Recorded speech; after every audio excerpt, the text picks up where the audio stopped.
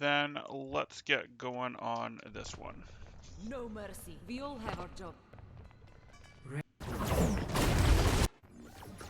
Ready for battle. Hey there. Ready for battle. 5, 4, 3, 2, 1. Attackers incoming. Okay.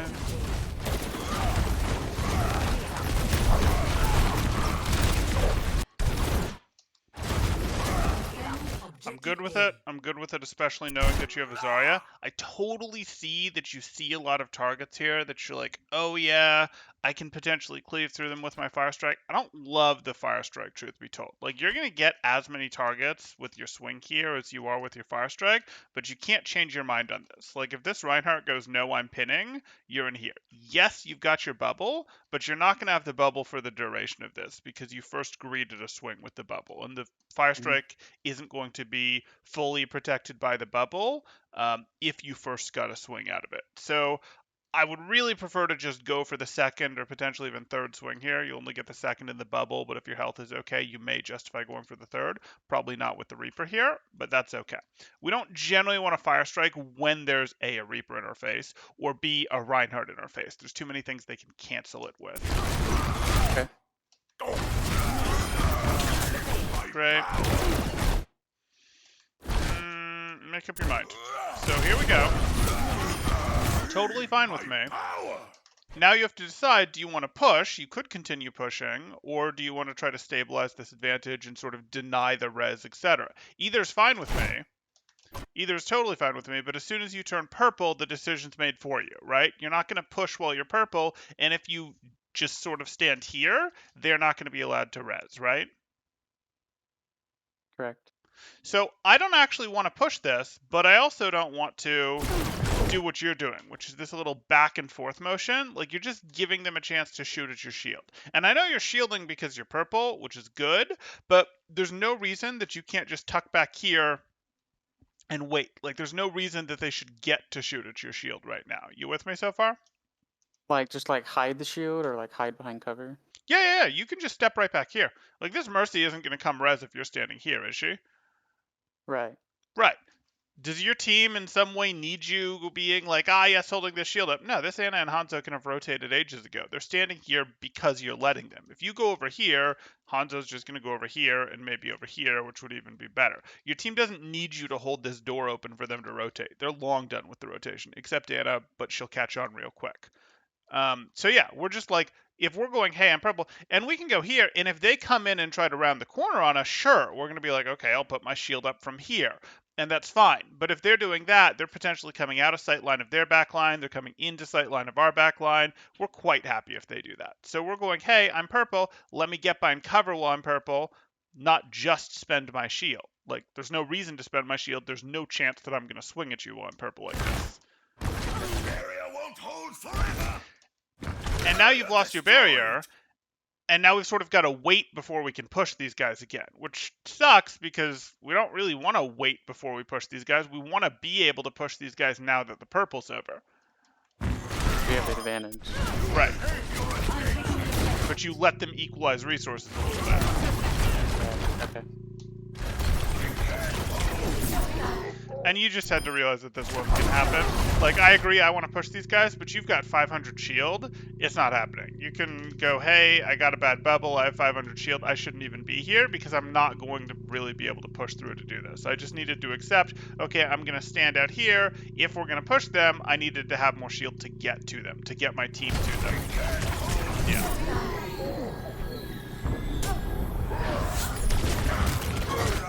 If we're going to push up, it's not over here. So I don't really want to be over here because you've got two teammates capping the point, so they definitely can't see you, right? Right. But you've got how many enemies on your screen? 5, if not 6. Right, the sixth one is actually a decent ways away, and you can't see that sixth one. We're cheating with replay codes, or replay view, where it lets you see opponents through walls. So if you were going to push aggressive like this, there was no way you were pushing out here into the open, even though this is where the person to swing at was. The only place you could push to was here, because then you have cover that you can stabilize around, right? You can be like, no, Right. you can't push me, etc. There was just no situation in which you could push out here to the open when there's 5 enemies there, and you're still capping point. You could hold this, you could potentially hold this, if you were cleaning up and just routing like 2 or 3 of them maybe, but this is a real number of people that are not low on resources. They've got health, they've got the cooldowns, they're quite happy. Whereas you are sort of like, hey, I'm half health, my shield is now at half, like this is less amazing. Don't love the fading fire strike, but I'll deal. Okay, now we potentially get to push. Again, that fire strike we look at and just sort of go, hey, you're like this. You're gonna go like this. You go for this fire strike, and I don't know how much you had before you started, but even at the beginning of the animation, you're at 329 health, and you went down to 189 health there. You probably had more than 329 when you actually started. We just didn't catch the frame. And I'm not going to slow it down because I don't think we need to. You see how much damage you took during that fire strike?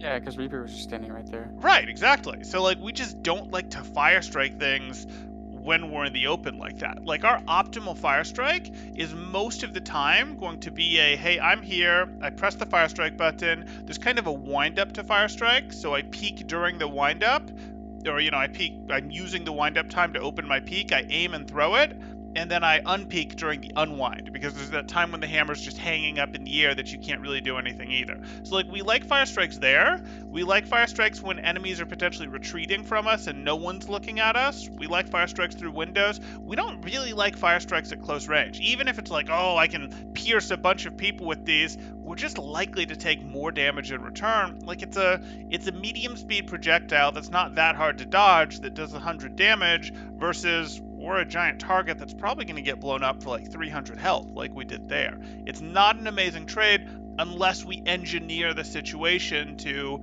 be in our favor. We can get rid of some of the drawback of it by like hiding our wind up and unwind behind cover. Does that make sense to you? Yes. Okay. Okay. It's a little dicey. Yeah.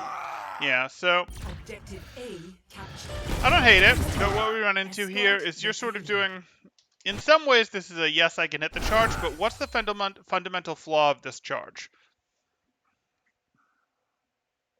It's kind of a long charge.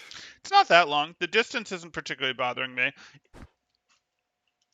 That kind of is, though, right here. It's not specifically the Reaper. It's that your charge is putting you pretty heavily in the enemy's backline sight line, right? Okay.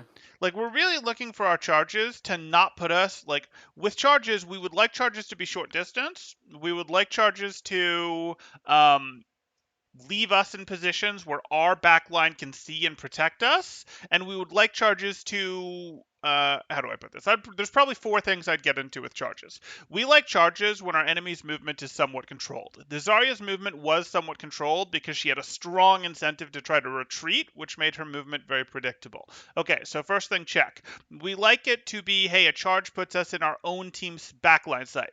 Well, that's sort of checked. Again, we know we have someone capping, but our backline can still see us where our charge ends. And then the other thing that we like is we like it to be, hey, charges are where the opponent's backline can't see us. We're not always going to get all of every situation, and it's not like if 1, 2, and 3 are true and 4 isn't, you do it, and it's not like if 1 and 3 and 4 are true and 2 isn't, you do it, but those are sort of the factors that we're considering, and while we've kept our backline, while their movement was somewhat predictable, we're pretty heavily in their backline here. And sometimes you might do it anyways, but we're probably not going to do that with our Reaper as part of the backline that can see us for the charge, right? Mm-hmm. Okay. So we consider those factors, you know, distance, both each team's backline and movement control. And most of those were in our favor, but the backline is just too strong here, and we kind of needed to recognize that. Yeah. Double kill. Is that shatter worth it if I don't die? If you don't die, the shatter's fine because your team's going to follow up fast enough, and even if... Yeah, here we go. So, Double kill. Shatters are a little tricky, but what you run into with this shatter is you have to be thinking to yourself, is my team going to be able to follow up on this? Well, my team's a little bit back, but yeah, my team's going to follow up on this. My team's going to be able to round this corner pretty darn quickly. And if you hit this shatter, you're almost certainly going to get at least one elimination, right? The Zarya and almost certainly the Reaper will get eliminated, even if it's not by you during the shatter, right? Yeah. Then yeah, the shatter's going to be worth it. And you might be thinking, oh, but it's already a one fight. I didn't need to shatter. Yeah, it's a one fight. Loosely. It's a loosely one fight, but it's a loosely one fight that is only just barely won, and you're going to get staggers that you very potentially don't get if you don't hit this shatter here. So, like, if you hit this shatter, you're going to get 2 eliminations. If you don't, maybe you get an elimination on this Zarya. So yeah, I'm perfectly happy to do this, not based on total number of eliminations, but based on this is going to force a stagger, delay their next fight. Shattering and winning here means that the cart is going to get from here to here pretty unchallenged. So yeah, I'm willing to do that. And again, your key factor is how quickly can my backline follow up? And the answer is almost instantly. So you're good with it. If your backline was back here, this would be a terrible shatter because they wouldn't be able to follow up, so you'd have to be able to guarantee your own elimination. And if you could force the Zarya for sure, that could be worth. But yeah, so it wouldn't be a terrible shatter. That was a poor statement on my part. It would be less good, but it would work if you could guarantee the Zarya elimination yourself, which you can't because you're eliminated here. Right. Okay. I Double understand. kill. I warrior Fire. spirit. Keep out of my way.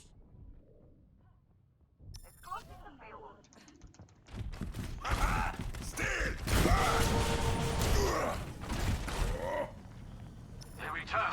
Hello.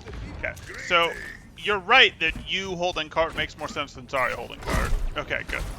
Lucius got it. It's not really what I'd pick for Brawl, but we can do it. Okay. Again, I'm not going to fire strike him at short range, but I also don't necessarily need to fight him. Like, I don't need to feel like, oh, I'm wasting my nano if I don't brawl, because your nano was in response to him getting nanoed, right? Yeah.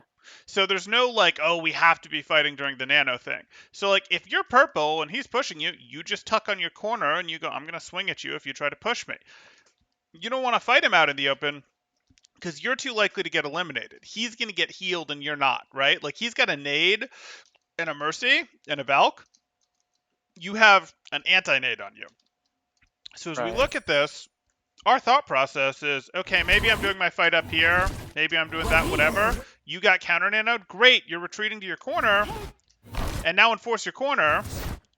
Okay, and you got purpled, so now continue enforce. Don't go out here like this. You don't need your shield up. You don't need to fight him. You only need to fight him if he tries to break your corner. You don't need to reach over to swing. You need to swing at him if he tries to reach in to swing. You with me? Right. Okay. Because again, your nano is not forward pressure on you. He's been nanoed too. It's not like you're wasting your nano. Like, you're both nanoed.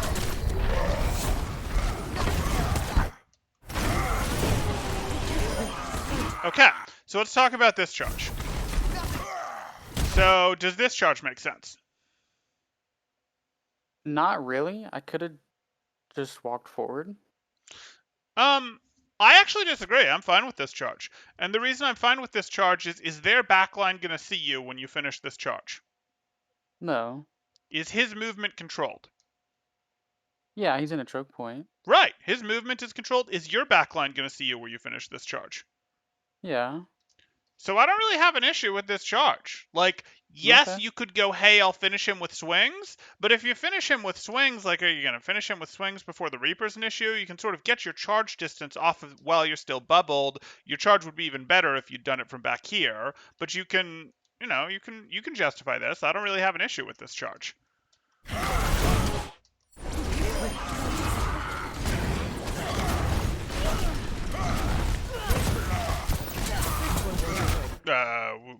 Excuse me?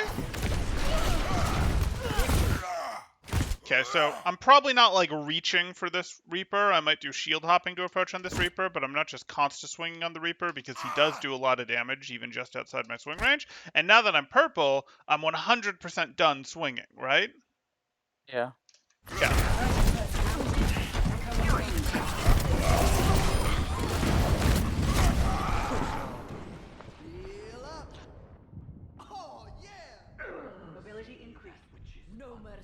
No mercy. The payload has reached the chip.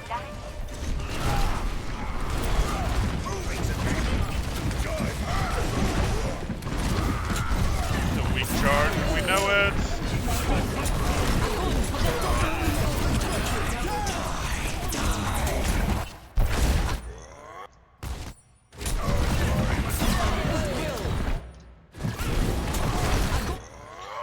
Does our fire strike do anything different than our swing would have done here? No, Right. So let's swing because what if this Reaper or what if this Reinhardt turns and shatters us? We can because potentially we're change. stuck in the animation. What's that? Right. Because we're Exactly. stuck in the animation. Exactly.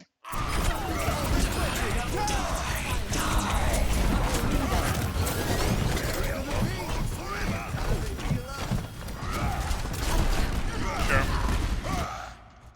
Yeah, I can live with that. That's fine. Bye, Reaper.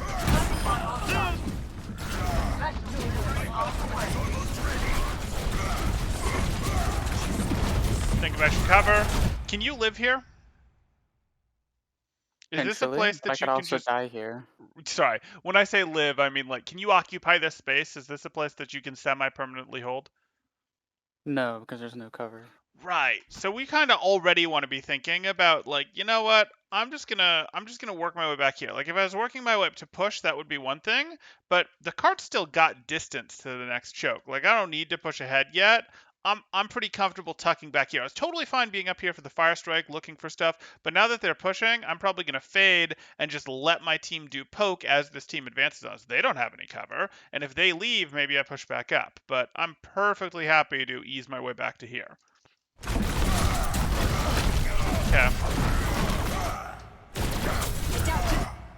Good. You're gonna get your shatter opportunity in a second. Left one now. Okay.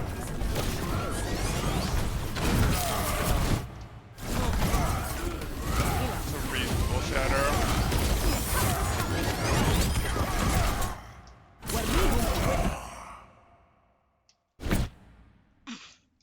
War of the Fire Strikes. Okay, so this happened. You know he doesn't have shatter, so I'm not worried that you didn't go for the pin here. And also you've got like no health. But obviously we now know like, wait, this probably wasn't a fire strike opportunity.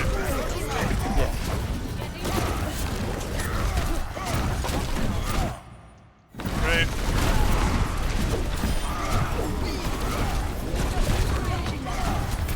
Sure.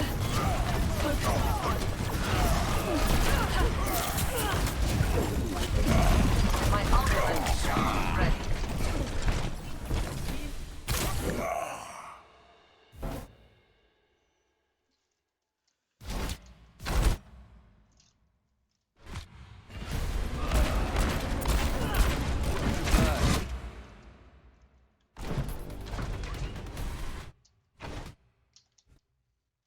Okay. On his screen, it didn't look like he threw it up at full speed. Okay. Fast flick. That's fine. I mean, you know that when it comes to Kreese, you are going to have to think about, do I need to tilt my shield up? And it's sort of a bit of a dance of, do I need to tilt my shield up to block it versus if I tilt my shield up, am I creating an opening? And you just have to play the game as best you can. Not a big deal. Yeah. So I really wanted that elim on the Echo, and I think it overextended.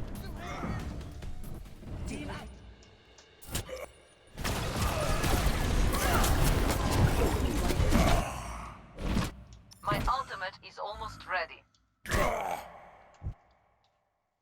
Not really. Like, if you don't elim that Echo, are you finishing the push? Like, are you grinding your way back into this team fight? Like, I'm No, not it looks super... like we've already lost. Right. So it's sort of like, Okay. you needed to force an elimination, and if you don't, or let's reset and get another push. You can't really fall behind in the fight when you're offense like this. Like, yes, you can come back from those sometimes, but by and large with these, you're looking to get ahead and stay ahead and grind out a win. Leave.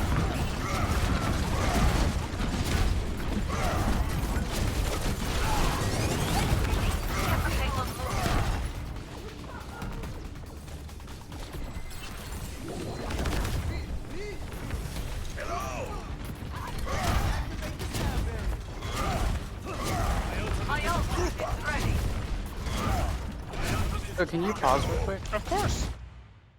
So right here, you'll notice I'm looking back and I'm waiting on my Zarya. Mm-hmm. I do this a lot. Like Yep.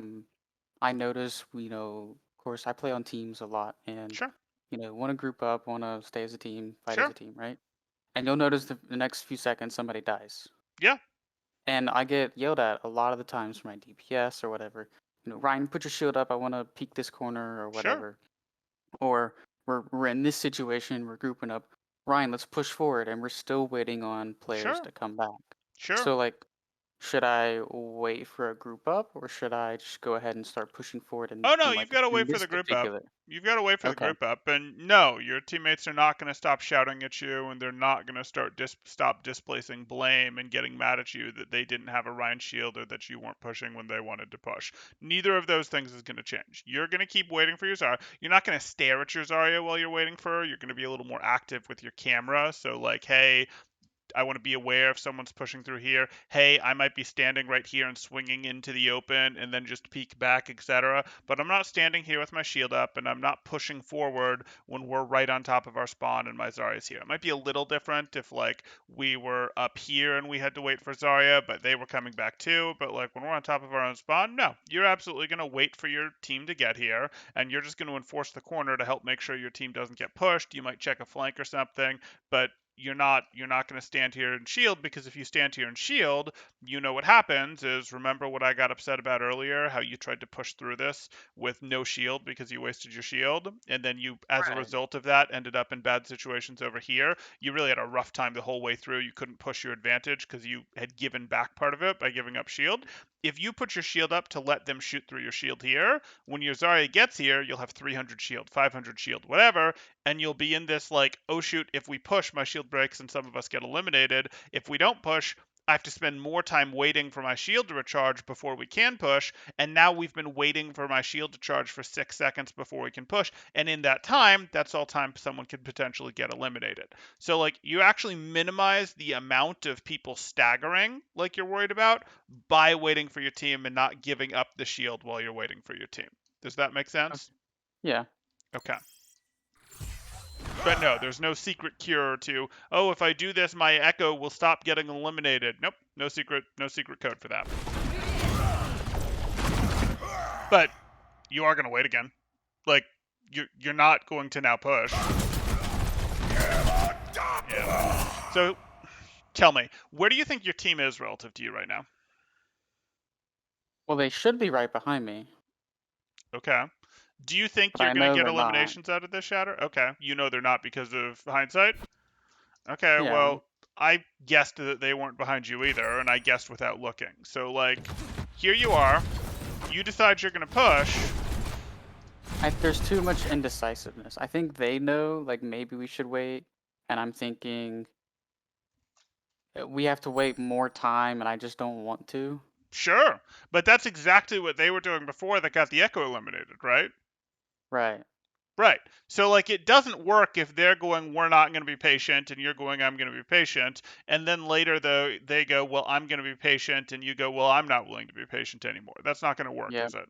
Yep. So you just need to be steadfast in your resolve and go, I'm going to be patient unless there's a really good reason not to be. Like the opposing team really messes up or something like that, or the clock demands it or something like that. Like it sucks, but yeah, you might end up sitting here instead of for 15 seconds for 45 seconds as people chain stagger. But if you want the maximum number of pushes that have a reasonable chance of winning, that's what you're going to do. And you're not going to give up a bunch of shield ahead of time, and you're not going to go get yourself staggered, because no, I did not expect your team to push with you. And even if your team had got the memo that you are in fact pushing now, I expect at least this much distance between you and your team. And also look where your Zarya is. Like, you're pushing now and your Zarya is right here. Your Zarya is not here. So like, let's look at this. Now your team should probably realize that you're going forward and go forward. That's about what I'd expect of a Plat game. I do not expect them to be hugging your tailbone right here. So they're a little further behind than I might expect, but they're not massively further behind than I might expect. So you going, I'm just going to force the corner with a shatter here, and I'm not going to scream for a bubble as I do it, tells me, oh, hey, you surprised this team. You rounded the corner and caught a shatter on them. And that can be powerful because they're not expecting you to round the corner and immediately shatter them. Why might they not be expecting you to round the corner and immediately shatter them? They just got to pick on us. Yeah, that's part of it. That's part of it. Why else? Give me another reason. It's just unexpected. I don't know. Okay, it's unexpected because it's not necessarily good. Like if you look at this, they don't expect you to shatter them because who's going to eliminate people if you shatter people? Just me. Right. And you're already low health. You didn't scream for a bubble, or if you did, you didn't get it for the shatter. So, like, you're going to have 100 health. If anyone back here doesn't get knocked down, you're going to get slept, you're going to get poked down, whatever. I cannot guarantee that you're going to get eliminations. So if you round the corner, it's totally valid to round a corner and instantly shatter a team because they won't expect it. Like, that's a valid play. Sometimes they'll block it, absolutely. But that's a valid way to try to use shatter. But what you run into is you have to either be very confident that you can finish a shatter, that you can finish at least one target off, which I'm not right now, or you have to be very confident that your team can immediately do stuff. And that might happen because, hey, I've got a tracer lurking back here. That might happen because my Hanzo's already right here peeking angles. My McCree's already right here peeking angles. My Diva's already right here. In any of those situations, you just force a corner and shatter, absolutely, you'll get eliminations. Or if you force a corner and shatter and there's like, not a McCree unless he doesn't have flash, but there's like a Hanzo in the front line or something, sure, you'll be able to eliminate that. But you have to judge, if I force a corner shatter like this, do I have a very high probability of finishing a target, which is going to be no, because these are two tanks with an Ana that won't get shattered? Or is my team in position to follow up on this? And I do not blame your team for having not kept up with you as you rotated from here to here. The flags, you guys had a big red flag on pushing and that you just lost someone, which you got correct. But also, teams just take an instant to follow you as Reinhardt. And you know that. You've played Reinhardt. Teams do not stick right to your tailbone as you advance. As you go from 0 to 10 or whatever, they don't stick to your tailbone. They take a moment to realize what you're doing, and then, sure, you have a little slower movement speed than them, but not significantly, so they don't massively catch up. You've got to sort of give them a little time. You'd have had to wait here for like 1.5 seconds before you made this play to have a reasonable belief that they've caught up. Do you sort of see where I'm going with this? Yes. Okay. I mean, understand. stop me if it doesn't make sense, but... No, I understand. Okay.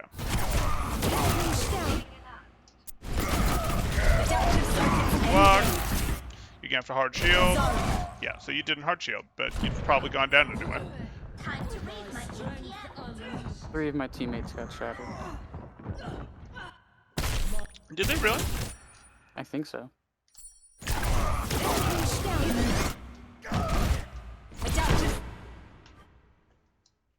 Oh yeah. That sucks. I was thinking that your turn had caught a little more, but apparently when it registered, your shield was still sort of at a this way angle as opposed to a this way angle. And there was a gap, of course, but that's not all of those people being hit. Time to raise my EPS.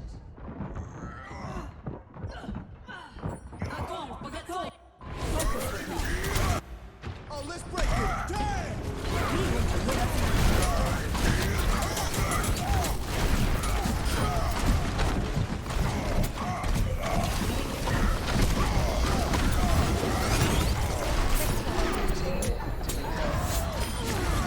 Push right. I don't love it. Yeah. So, I mean, we could talk more about charges, and we might have to talk more about charges depending on what we see, but this puts you deep in their enemy backline in the opponent's concave. So now the opponents like have a bunch of angle and power on you, etc., and your backline actually has trouble getting at you because it's like, wait, there's enemies between you and them, etc. So you Right. sort of knew better than this. Your right approach Yeah. was, hey, my team's pushing here, I'm going to push through here, I'm going to be a little bit of a pincer coming in from here. Maybe I hit a quick pin across here if I want, but probably I'm just doing hammer work, or I am advancing with a fire strike through here as a sneaky angle and then advancing and doing hammer work.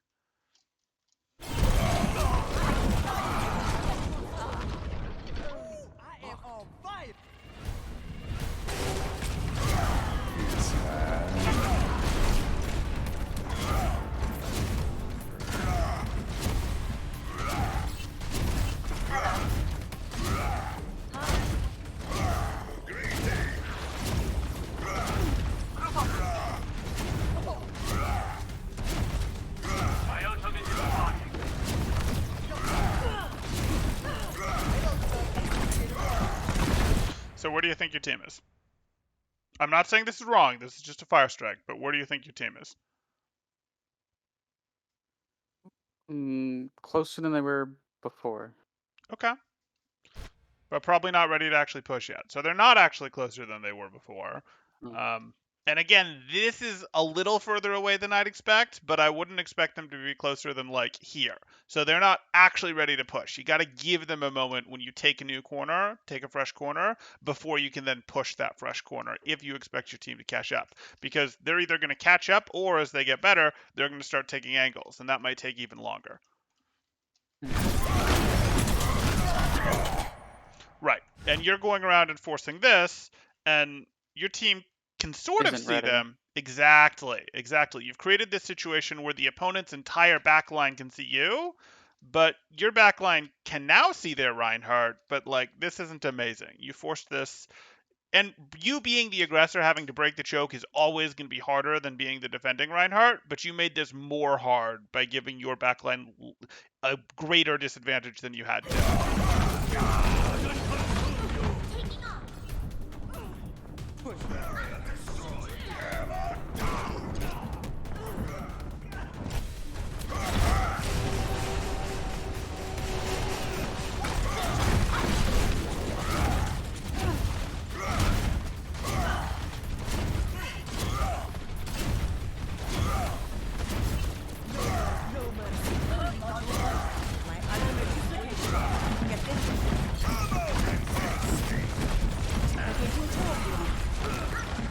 Okay, you want to push through this.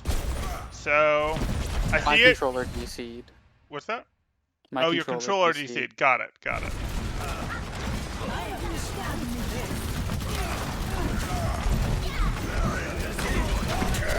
So you stayed on the controller after the transition to PC. Works for Reinhardt, I suppose.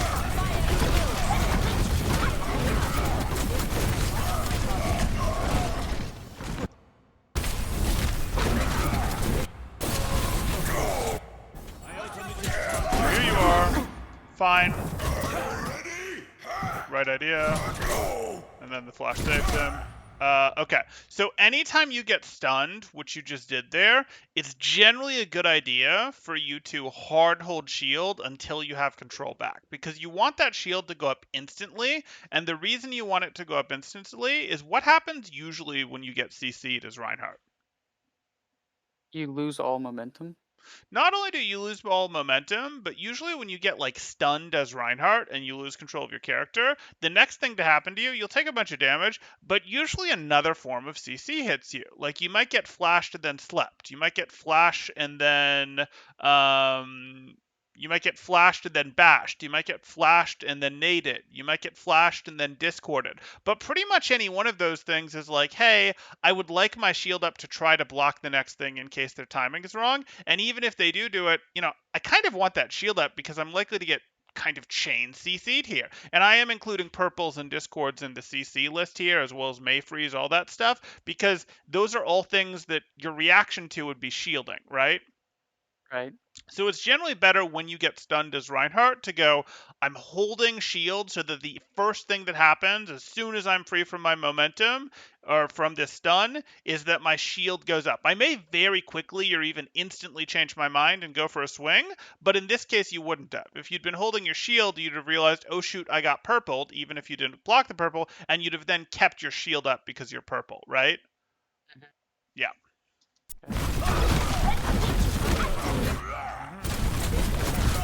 Sure. You got a little bit greedy there, but I understand why. Yeah. Your health is really too low to swing again, but you're naded, so you're thinking maybe you can get away with it. Yeah. I think I wasn't really behind enough cover. You think you weren't really behind enough cover, so... Like if you look back, I think I was an LOS of the crew. You were definitely an LS of the Kree. I'm just not sure what your plan to avoid that was. Like, this happened. Obviously, you going for a pin here is appropriate. You end up over here, and you go, hey, I got this. I mean, maybe it's not appropriate if you're 100% aware that the Kree's right there. But, like, where were you going to go at this point? Because if we just stipulate that everything you did to this point, other than perhaps not immediately putting the shield up, was correct. And, you know, we could make arguments about whether maybe if you knew the Kree there, you don't go for the pin. But the pin is a pretty standard move against a, you know, stunned Nano Reinhardt like that. So how were you going to get to cover from here? Like, it might be nice to have cover, but if we stipulate that you being here is correct, what are you supposed to have done from here to not be in danger from that Kree? Try to work my way to that right corner where the Diva and the Kree is standing. Okay, so you're here, you're shielding with the purple, Are you really gonna back up from the Reinhardt in the corner? I feel like if you back up, you can drag the Reinhardt a little right. You drag him left. Yeah, that's fair. You could have dragged this Reinhardt more right. That's fair. You kind of do get eliminated exactly where you'd have wanted to play that. I mean, if you pull back any further, yes, you can try to use this cover better, but if you don't know exactly where this Kree is he shooting through here or is he shooting through here, right? So I wouldn't be too hard on yourself for that one. Like, this to me mostly looks like, meh, the outplay happened. I'm not too worried about, like, you did a bunch of things wrong here. Like, yes, we can get super micro on this, but this isn't holding you back. That's not like, oh, I wasn't thinking about my cover well enough. Unless you were really actively aware of where he was, and if you'd been that actively aware of where he was, you probably wouldn't have been flashed. You'd have probably swung at the Reinhardt. And that would have been a bigger difference maker.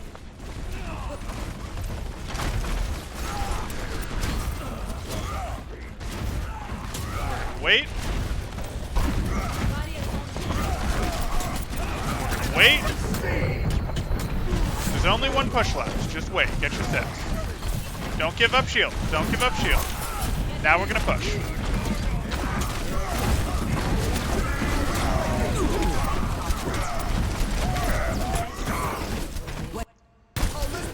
Sure. 30 seconds. Yeah. I hit Plat shatter.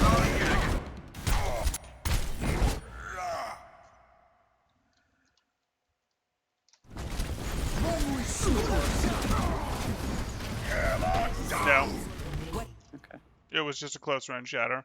And you recognize when Reinhardt's are trying to play in super close range versus at hammer range, it's a key as to whether they have shatter or not. And you might go, hey, I'm intentionally not going to let you play in my hitbox because it makes it hard to shield.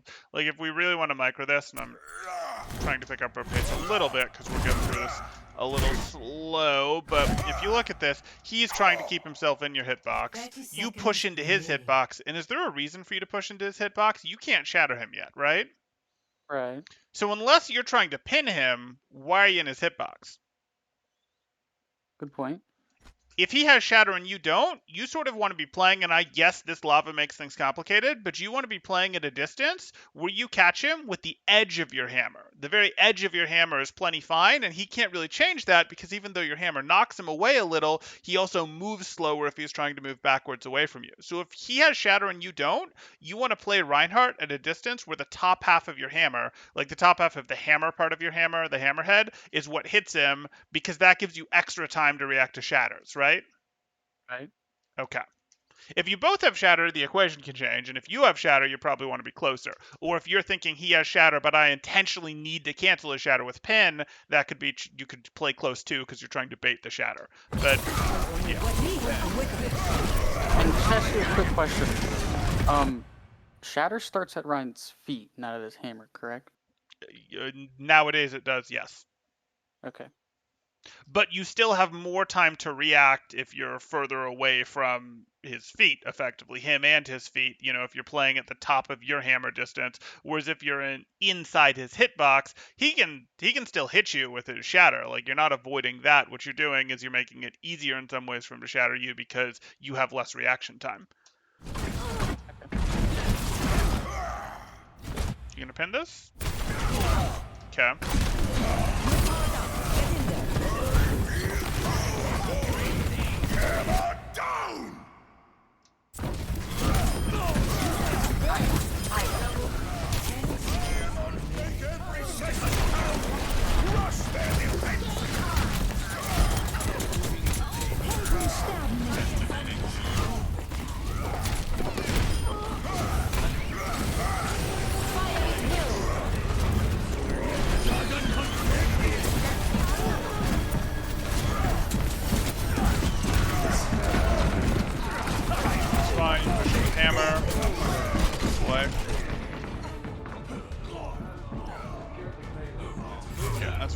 7. Good.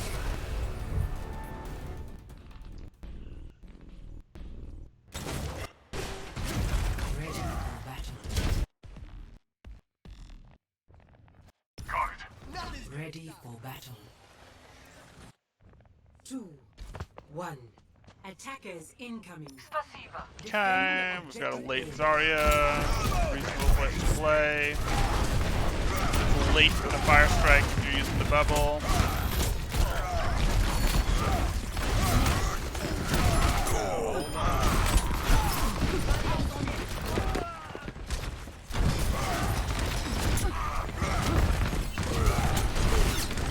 So again, I'm just gonna get picky about this. This is almost right. If you hit the Fire Strike now, this is right. You hit the Fire Strike, you'll start your wind up, you'll peak, and then you'll be able to throw it. But you're not starting your Fire Strike until you've already peaked, and this costs you because you just have to make it harder on yourself by going, I'm gonna give myself less time to aim by starting my Fire Strike as I'm peaking, before I've peaked, etc. Because otherwise you potentially take too much damage.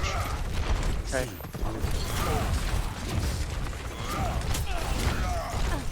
That was better.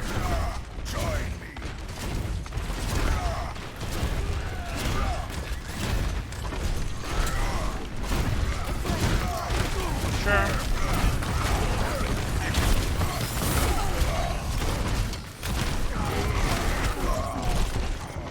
It's unfortunate. You played that effectively correctly. We're not too worried. Ultimate is ready. Nano boost is ready to deploy.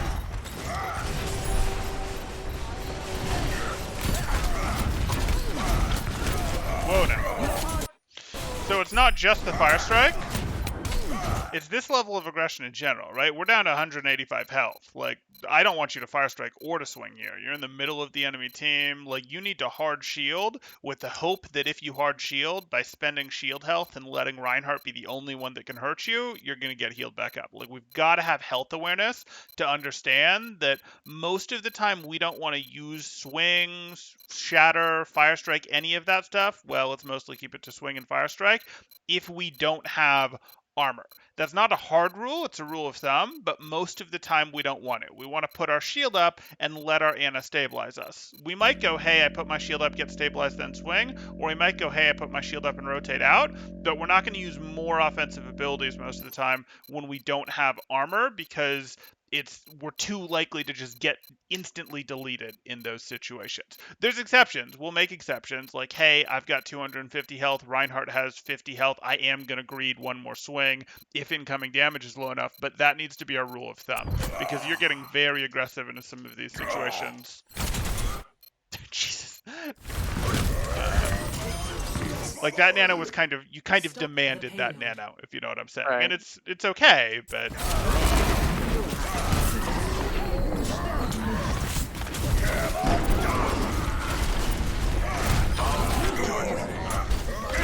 it's fine.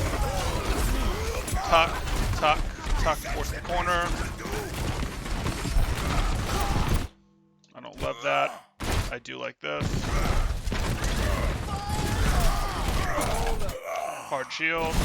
And again, you don't go for the hard shield after the stun, you swing. Was it ultimately going to make the difference? No, probably not. But, you know, if your Ana had been here rather than here, maybe it would have. It's a bad habit I need to break anyway. Right. Exactly. So I have a question for you. If we do lose the point and I'm that close, can I instead hold there rather than that corner by library? If you lose the point... Oh, you don't have to hold the library corner. Yeah, absolutely. This choke is amazing. If you guys decide that you can't recontest point, you can absolutely hold this choke. This choke is a very strong choke. You can take multiple minutes off the clock. You don't always get this choke because sometimes how the respawn timers work is you have to use this choke. That'll frequently be the case. But if you get the option to take this fight here as 5, as 6, when they're, 5 or 6, yeah, this is the better place. This is where you'd prefer to take it. If they have 6 and you have 4, or sometimes even if you have 5, you can go, okay, fine, we'll retreat and we'll hold it here so that we have our 6, so that we can control our angles, etc. But you would prefer this choke if you can, yes. Okay.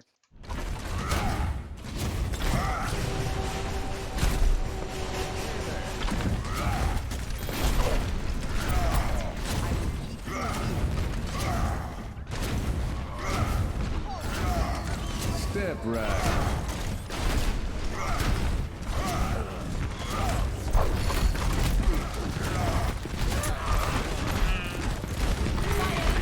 Why are we letting them in?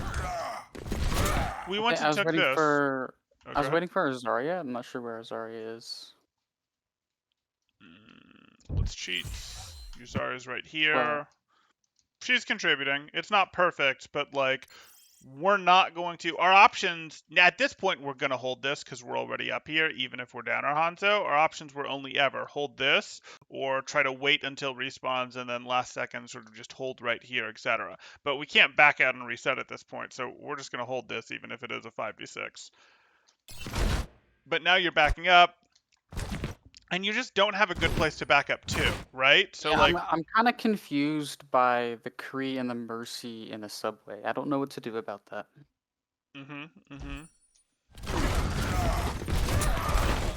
The answer, continue to hold this corner, have your shield up, and trust that your team is going to remove them. You can even call for them to, poke out McCree, force McCree, etc. But like you have to either decide, hey, I have a big enough swing here, I have a big enough cleave here to justify swinging into it, which I wouldn't do into the McCree while he has flash, or you just go, I'm gonna shield here, but backing up isn't really gonna amazingly help you. Like I understand why this is confusing you. They've taken a little bit of an angle here.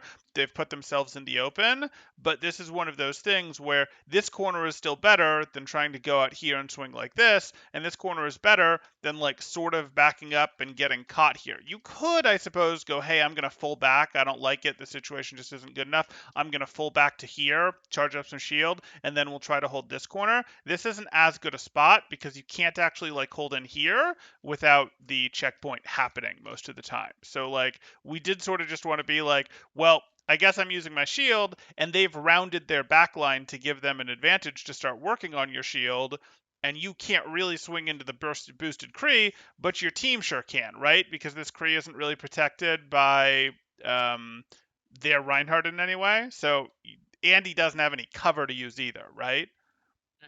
So you've actually put him in, he's put himself in an aggressive position to make you uncomfortable, and you might lose this time because that's life, but conceptually, you do what you need to do by being here with your shield up, and you just go, okay, the McCree's going to shoot for me there, my shield's going to be up, and that's kind of life. And now he doesn't have his flash, so how can you get value right now? Like, he doesn't have flash, and you just saw that. Right. So you're going to push forward and swing into this. Like, even if you're going to trade health, even if you're going to lose a ton of health, you're going to get giant cleaves into this. Even without the grab going out, you're going to get giant cleaves into this, right?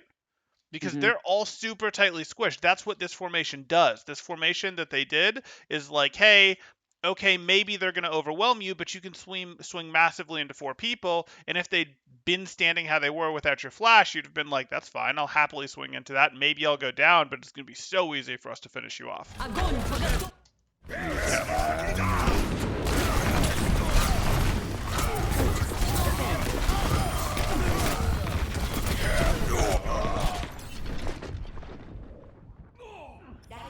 Yeah, McCree's annoying when it comes to Shatter. On the other hand, at least your Shatter wasn't as obvious as the other Reins.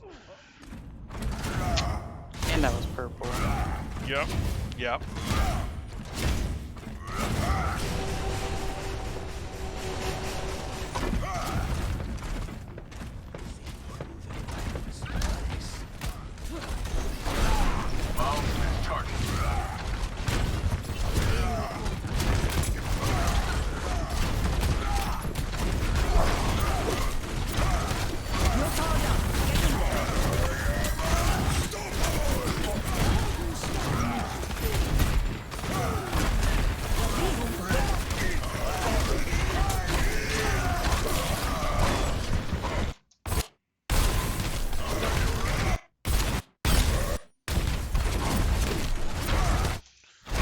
Back. Fine. Your nano, do you want to push off a bit?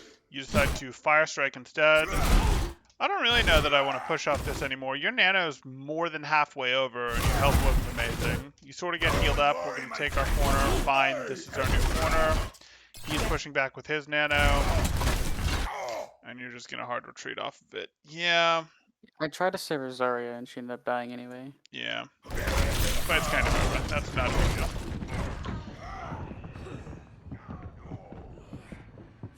I think what happened there was Zarya saw that I was nanoed and wanted to push up, but I decided not to because they retreated so quickly.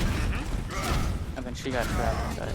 Well, yeah, and then the opponents used their nano and Valk to push back in, and which is likely to overwhelm you unless you had a hard corner to support.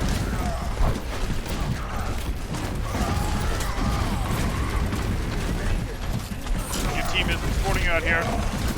Okay. So, totally get that you want this choke, but even before the tire, your team is kind of back, right? Like, your team is kind of back. This is your Zarya. I just don't think we can enforce this choke anymore, so it sucks, but I'm going to have to back up to this choke because we're losing, right? Like, I've just got to surrender the space, or I've got to go stop cart. And you're sure not going to stop cart, so I probably just want to try to back here.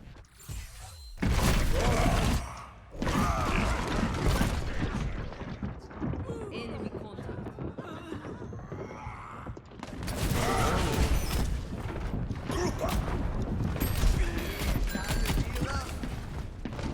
Okay, pushing 3, 2, 1. You're going to push without it because of the situation. You didn't see the Rein in time. Okay. No, you see the Rein. Yeah, I saw him. Payload is Honestly, approaching You what? its destination. I wasn't thinking about him having shatter. Yeah, all good. If you see a Rein lurking at a different angle than their team, they're probably looking for shatter.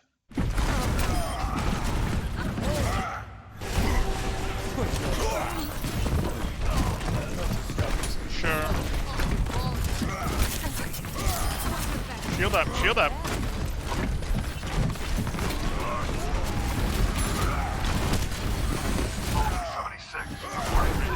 More permanent choke like this one, sure.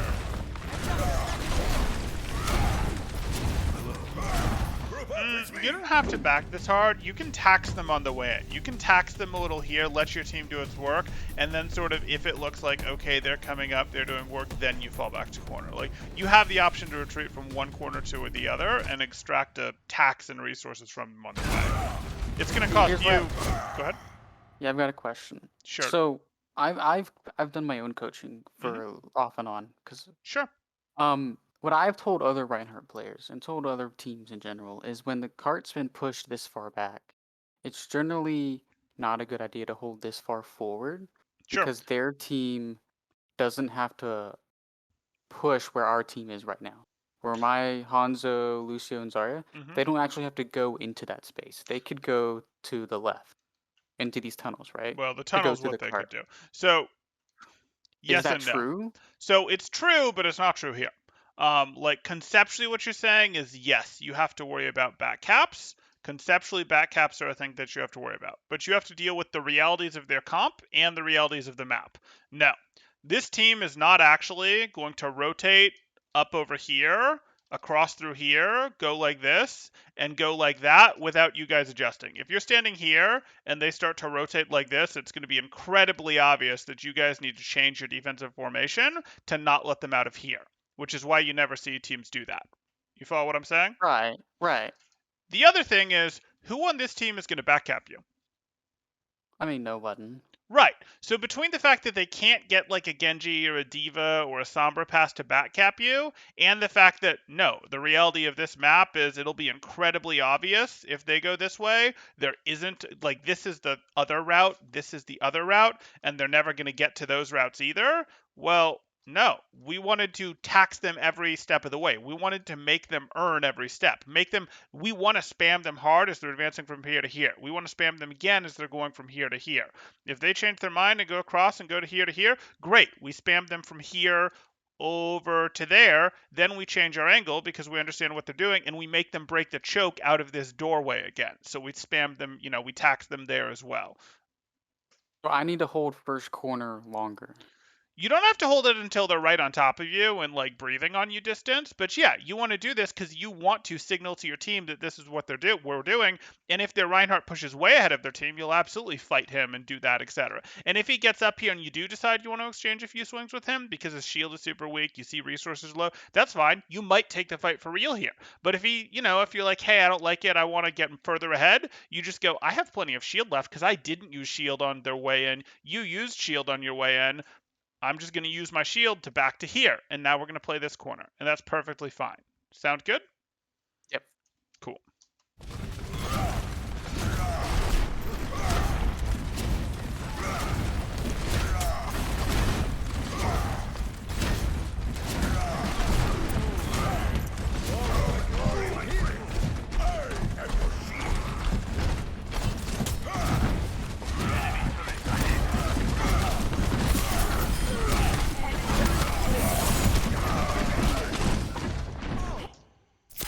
Now, I have a question.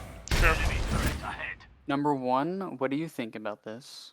And number two, my Baptiste flamed me really hard right here. Sure. Because he wasn't in a position where he could heal me. And I went for this. Because we got a pick and I thought I could be aggressive here.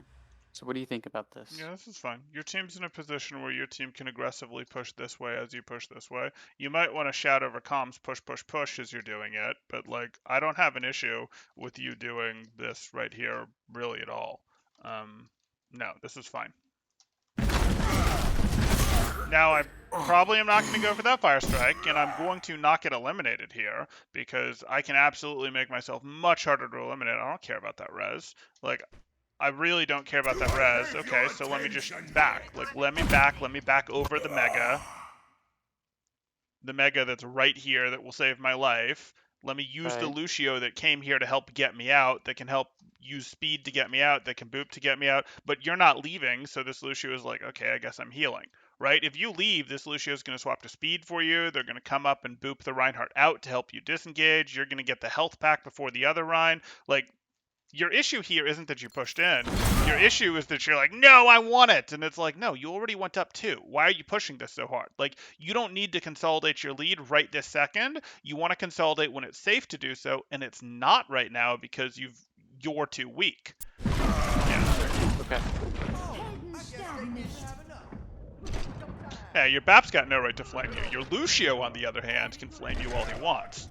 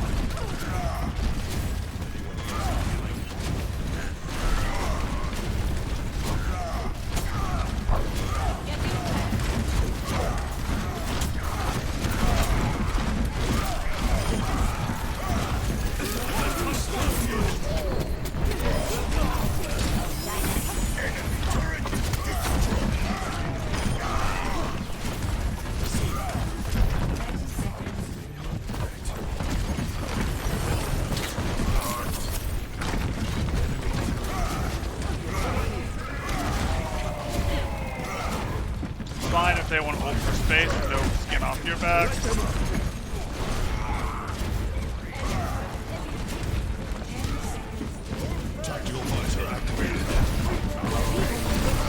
Again, we don't like that fire strike. We don't like that he's behind us, but there's not much we can do in the grab. Yeah, that's kind of life. So, Yeah, they grabbed me, the Rein like walked behind me, and then I just lost track of everything. and you just have to make your decision. I mean, yes, we did want you to block the shatter, like we did, but you have to sort of go, well, this is intentional. He's going behind you because he wants it to be a, you can either have your shield block his shatter, or block the threat of his shatter, or you can have your shield block all of the team's damage, and you're not really... I mean, the correct answer is, unfortunately, to try to block his shatter, or to block the team but have your camera on him so you can try to instantly flip. Those are your two options, and you're just slow to find him here. But, you know, you get slept and then shattered, so there's not really anything you can do other than having been holding your shield this way, flip your camera like this, and be ready to instantly click the button so that you go and flip to this way when you see the shatter. That's the only chance that you had there. Right, I haven't practiced doing that enough, actually. Okay.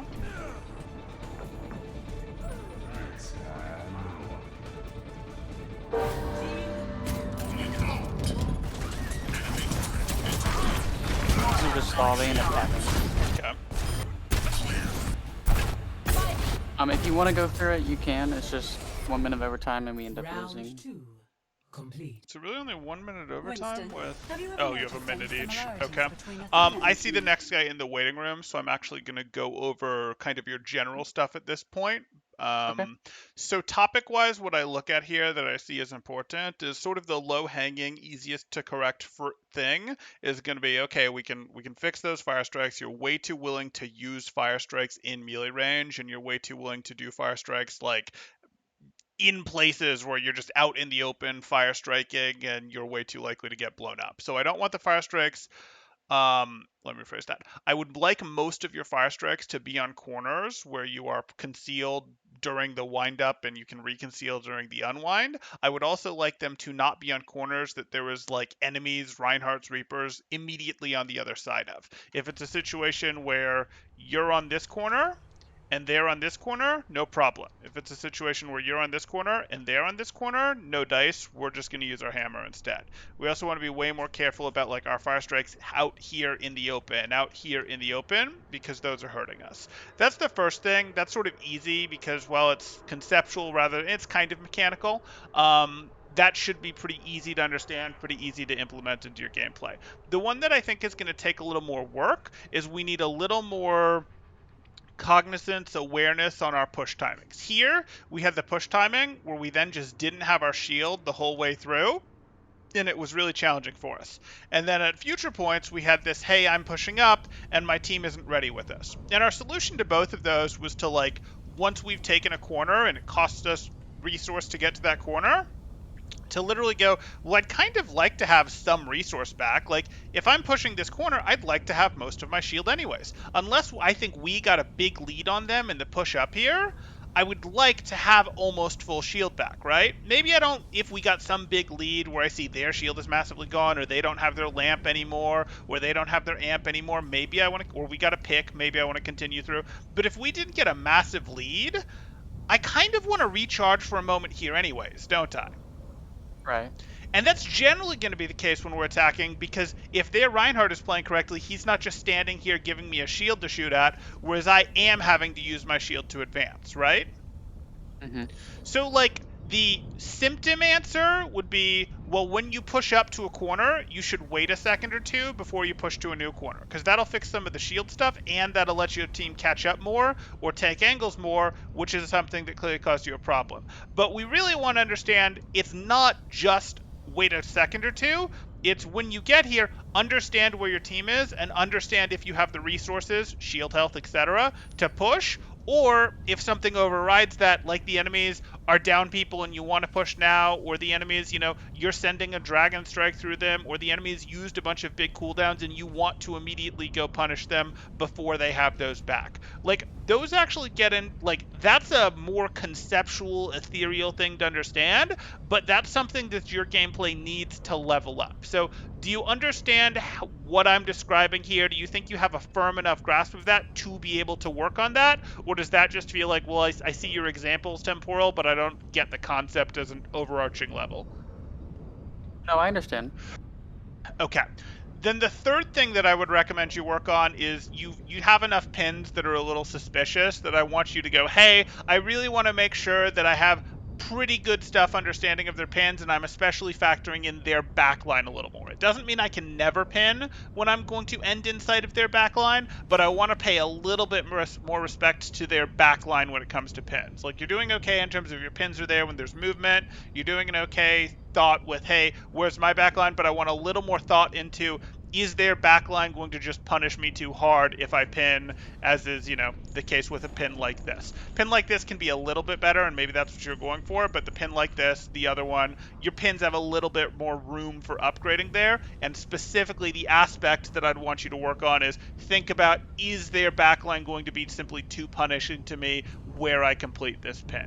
So those are the three things I'd give to you. I'd actually have you work on them in the order I presented to you, and I'd recommend that you do them like 5 to 15% of your brain power focused on the thing that you're working on while you're playing the game. I can't tell you how many games it's going to take of focusing with like 5 to 15% of your brain power, but it, could vary. It could be 5 games, it could be 50 games, it could be 20 games. Depends how quickly you can work that into your habits, because what we're really doing to improve at Overwatch is we're trying to improve one habit, improve another habit, improve another habit. We're trying to stack good habits to level up our autopilot so that we can use our active thinking for tactics, or to override it, or to override that autopilot in the narrow situations where it makes sense to do so. Does that sound like a plan? Do those sound like things you can work on? Yes, absolutely. Cool. Then we're more than out of time, but do you have any final questions, anything on the tip of your tongue that you're like, hey, I've got to know the answer to this? What do you think about me playing controller on PC? And do you think I can get to Diamond? Diamond? Yeah, you can absolutely get to Diamond with controller on PC. That's not a problem whatsoever, especially if you're playing Reinhardt. I think long term it will hurt you because you can't flip around as fast, for example, on that Rein thing where you would have needed to do an instant 180. You would have had time because you can preset your camera and then hit the button, but in general, you can't, your turning speed is limited. And that's Well, the yeah. thing that'll hurt Reinhardt. So, I and don't. okay. Let's go ahead. Oh, I mean, I don't expect to hit GM. Like, I'm yeah. not trying to hit GM or anything, but Got it. I played in Diamond. I kind of want to play in Diamond, Oh, sure. You can make it back to Diamond on PC with a controller. There's no Cool. question there. We had a professional a team who went all professional came over from PC, and a couple of their players, I don't think their Rein did, but a couple of their players stayed on controller for quite a bit, or at least partial controller for quite a bit, and they made it up to GM on controller or partial controller. It's doable, but I Okay, wouldn't cool. recommend it to go that far. For Diamond, no problem. Okay, cool. Thank you. No problem.